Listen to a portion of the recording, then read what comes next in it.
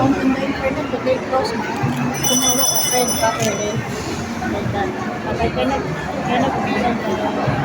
come on tomorrow because the last day is today. That's what I worry on the morning at the Alama. I fly all the way, then suddenly cannot do anything. Then I sleep na lang again. And after I sleep, wake up before lunchtime. When I check the online, lucky I check the homepage, check the online. Ay, okay na. Faster go and change. Faster go and change our area at 12 o'clock. They will have lunch break until 2 o'clock. So I know the timing because I cannot lunch break the last time.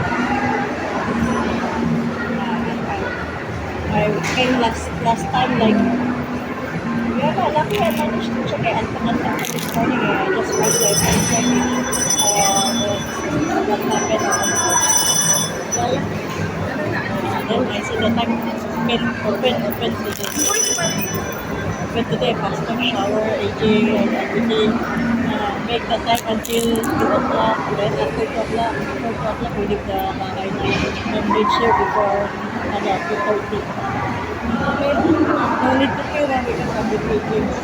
I go and look for the officer that charged the last time my inquiry na. I go back to him. Sir, sir, he will go and looking at the counter. First counter is the buyer charge. And I asked where is Sir Ian. Then for now,